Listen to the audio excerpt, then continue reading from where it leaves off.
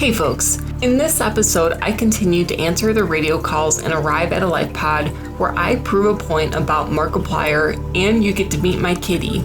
Again, all of this was in a pursuit to get the resources to build the Cyclops, so come along with me in the next episode of Subnautica.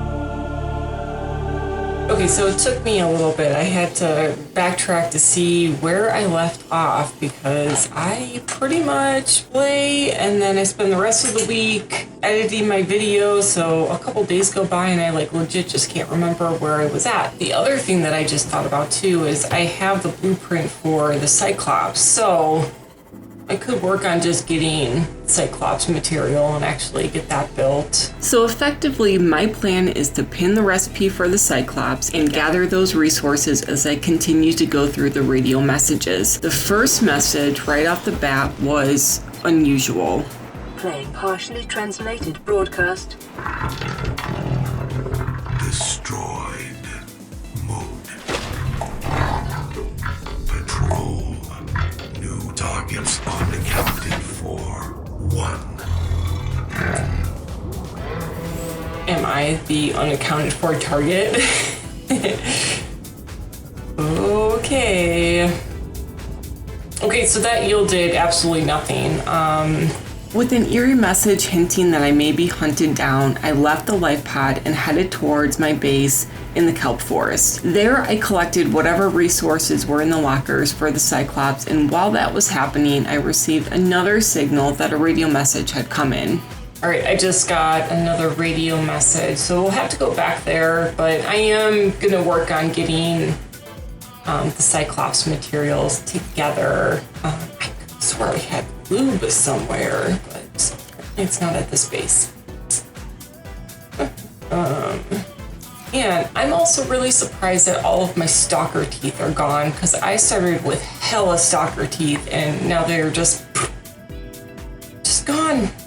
It was the upgrades to the sea moth, I guess. So let's see if I could find some here, because I am kind of in the stalker territory.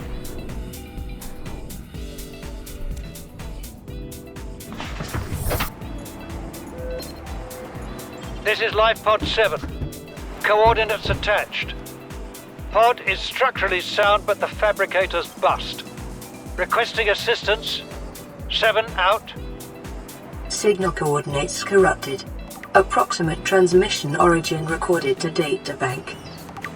Oh, we have to look at the clues here. Codes and clues. Lifepod 7. A distress signal has been received from Lifepod 7, but the attached coordinates were corrupted. Last available photographic data has been downloaded. Okay. Looks pretty cloudy. Crew reported problems with their onboard fabricator. It sunk 200 meters in an area of low ecological activity. Transmission origin approximately 1 kilometer southwest of the Aurora stern. Okay, so that's over by the crags, just I could tell by those rock formations. 1 kilometer southwest. So 1 kilometer from here. Southwest.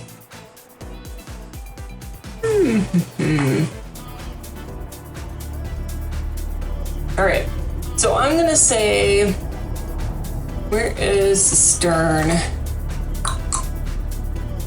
I'm not gonna start right there. I'm probably 100 meters from the stern, so I'm just gonna keep going this way then. Southwest, just straight. And then I'll eventually just go down to 200 meters and hopefully I'll just run into it. That's my strategy. This game is very good at distracting me, so hopefully nothing shiny or glowing distracts me from finding this Lifepod. Okay, so we're kind of starting to get by those rock formations.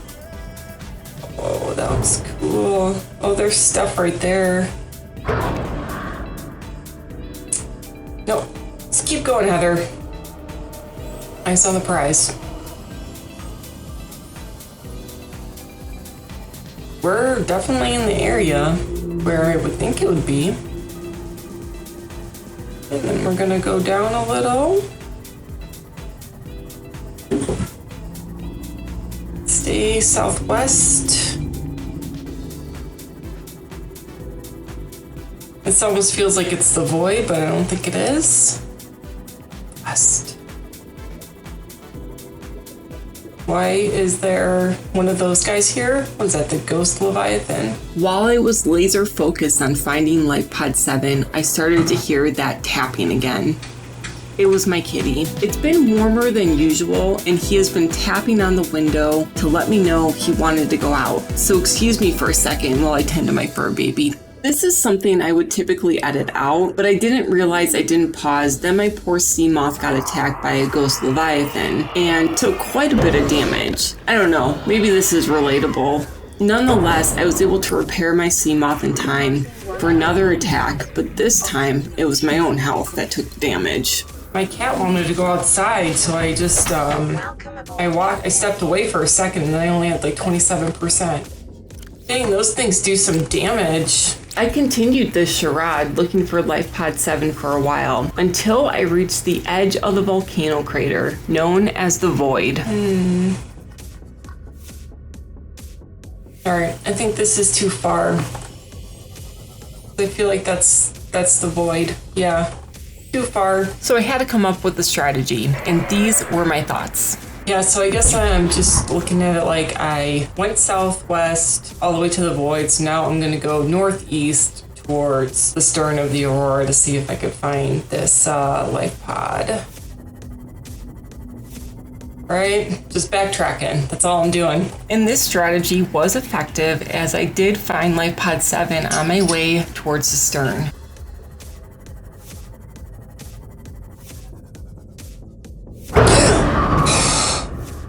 Oh my god, that scared me.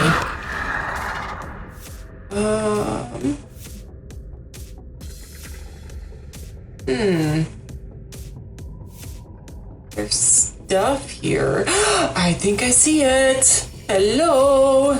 Ooh.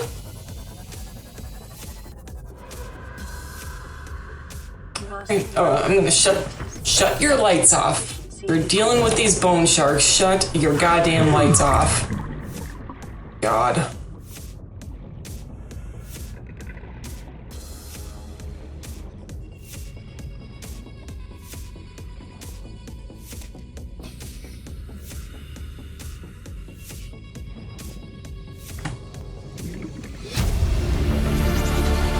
Integrating new PDA data. Unusual dowel. That dowel kind of looked like Markiplier. Let's see if we can find him. I want to look at that blueprint just a little bit better. Yeah, doesn't that kind of look like Markiplier? Like, I don't know. I swear to God, he had glasses and red hair at one point. I'm not really too sure. Maybe I'll try to find a picture of him from that era just to prove my point. Aurora survivors. Okay, so we got the crew log. Let's listen to that. I've tried everything. The analysis circuits on the fabricator are fried. Can barely manufacture the most basic of materials. Want a battery? Here, have a children's toy. Need deep-sea diving equipment? Have some lab tech. Hungry? I'll turn that fruit into dust for you. I'm going forward with trial and error. I hit every button here has got to make something useful eventually. Okay. So we got a frustrated dude. 3 more of the steel ingots. And then I need 2 more pieces of lithium. And then I'm gonna need a butt ton of more batteries to make power cells, which I did stow some away close to the entrance of the Aurora, because the Aurora had a ton, so I might just go back to the Aurora and get some of those. Now I got another call on the radio, so while I just basically need a little bit more lithium and a little bit more titanium, and then I'll have everything for the Cyclops. So I'm hoping the next radio call will kind of get me those materials that I need, although I almost feel like, oh no, yeah, I need at least one more piece of lithium. I trekked back to the main life pod, basically hoping I'd find the resources I needed for the Cyclops on the way to the next radio call location. Upon reaching the main life pod, this is what I received on the radio. This is Altera HQ. This may be your only communications window. We can't send a rescue ship all the way out there, so Aurora, you're just gonna have to meet us halfway. We've uploaded blueprints to the ship's computer. Doing a sandwich run, you in? Yeah, give me a second. Black box data shows the high security terminal in the captain's quarters is still functional. Becky's leaving like in 5 minutes. All right, well, tell Becky I'll just take the regular. The regular. Yeah, she'll know what I mean. The code should And be... if she doesn't? Just tell her the regular, dude. Okay. The if code... I say regular, she's like, what's the regular? I have to come all the way back up here. The code should be Okay, 2679. so we got the captain's cabin code. Great. I was wondering when I was gonna get that. Alright, so let's go back to the Aurora then. So this is great. I had those batteries I was just telling you guys about, so I will just pick up all those batteries since we're gonna be in that area anyway. Because I stashed a whole bunch of batteries in one of those like black bags just outside of the living quarters. Is this another time capsule? Oh yay.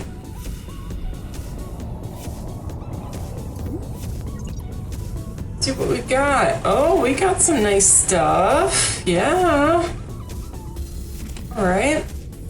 Well, let's go read that when we're not so close to somewhere where the Leviathan is. I know there's one that likes to hang out right over here. Oh, yeah, that guy. I feel like he saw me.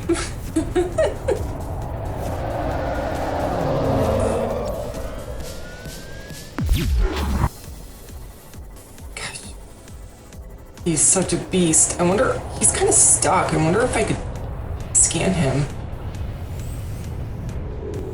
Might be able to scan him, guys. Come here.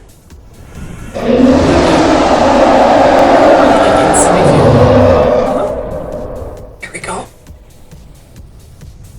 Oh, this is so easy. I'm pissing him off so bad right now, too. This game is kind of buggy. Nice.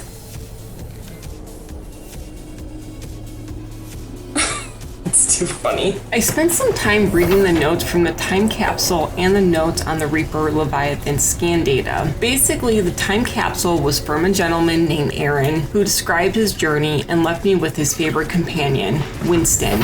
And I get it. If you saw my first episode, I also love hoverfishes. From the scan data, I learned that the Reaper can and will grab your sea moth, and its crushing pressure is pretty significant. On top of that, if I can hear the Reaper, well, that means it can see me from its echolocation. So that just brought a whole nother terrifying layer to this game. So here's my bag.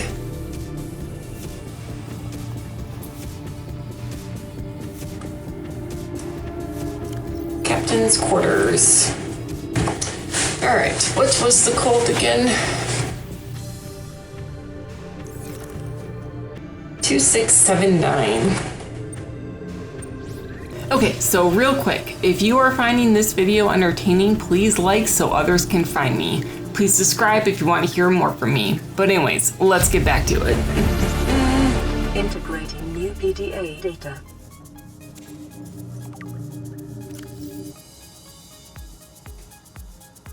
Ah, the Neptune.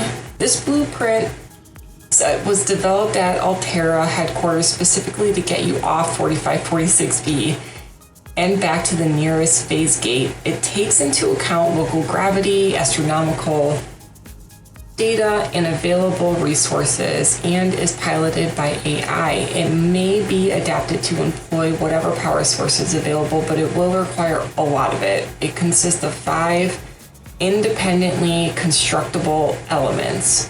Launch platform. Floating platform provides a solid base from which to launch the rocket. The gantry provides structural support. Stage 1, primary thrusters for reaching the atmosphere. Escape velocity. Stage 2, fuel reserve. Stage 3, the cockpit. Features: one-person life support, short-range communications, adaptable power supply, orbital shielding, onboard time capsule. I will be able to make a time capsule. Warning: onboard AI will not launch if local threats are detected. Warning: the use of alien materials to power the craft may increase its range in unpredictable ways. Well, something else here.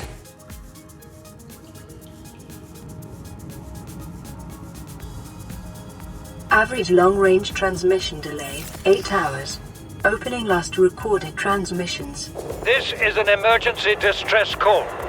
Aurora is on collision course with planet 4546b. Sending all available environmental data. Please respond with rescue solution. Out. This is Altera HQ.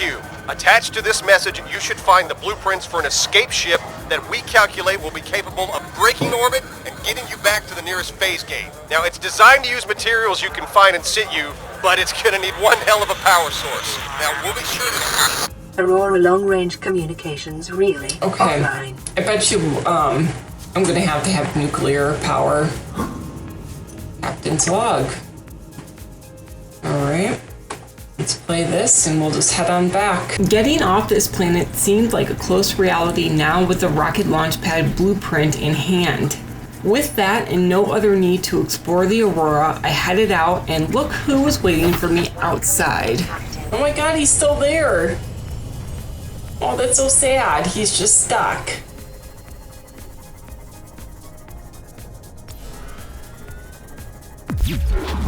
Will that like jog him out? Wait, this is so weird. Oh, shit. Whoops.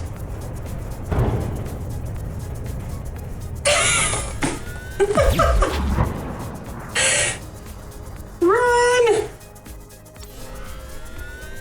After that lovely encounter, I sought out comfort in Winston. So I just noticed the person who gave me the time capsule, they like the hoverfish too. Aww. Cute. Cute, cute, cute. That's so crazy that they like stay alive in the time capsules. This is a question for you guys, so leave a comment about it. Should I release the hoverfish? Don't you think it would be like the most ethical thing to do? Because why would I want to eat him if it's somebody's pet, you know? So anyways, let me know about it in the comments down below. If you recall, my strategy was to see where the radio call took me, and that in turn would grant me opportunities to collect the resources I needed to fabricate a Cyclops. All right. Well, that is exactly what happened. So upon getting back to my base, I was able to get a Cyclops in the dead of night. All right, you come in my pocket. And then we will put you right here.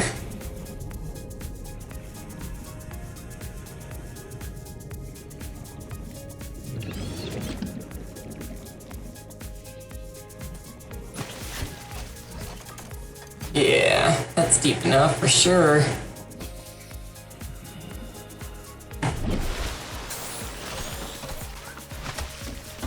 Oh, this is beautiful. Beautiful scenery to be making the Cyclops. Yes. The Cyclops is designed to be operated by a 3-person crew. Only experienced helmspeople should attempt to pilot this vehicle solo. Yes.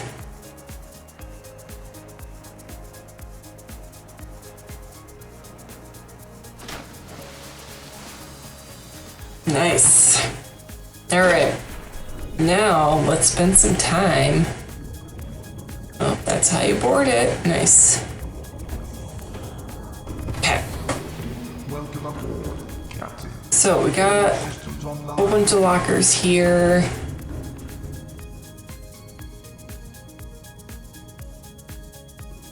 Wow. Internal. No, I want this one. No. we could put lockers right here. We already have the 3 cells. This is, 6 slots for the upgrades, huh?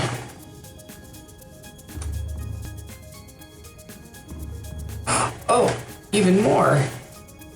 Dang, so we probably need 6 at all times, and then... Wait, so this is the upgrades. Okay.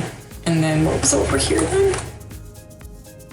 This is also... this is where you put the upgrades. So the fabricator is on the other side. The upgrades are over here that you put in the slots. Got it.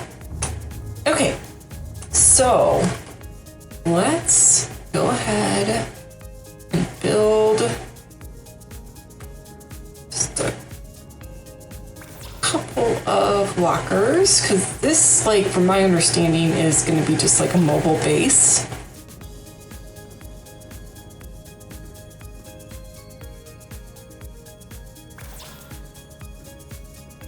And weird, it has to be symmetrical, otherwise it would drive me nuts if anything was off. So...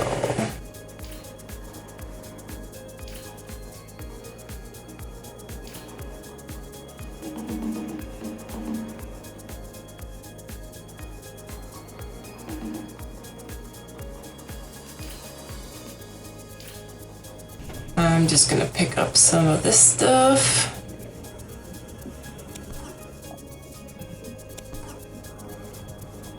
I feel like right now I need lots and lots of titanium. Now I just have to get the resources to make my Cyclops fabulous, but I won't bore you with my endless efforts swimming around for resource collection. Instead, I think that's going to do it for today. My name is Heather, and thank you so much for letting me put my game on for you. Like and subscribe if you want to hear more from me, and we'll see you in the next one. Bye!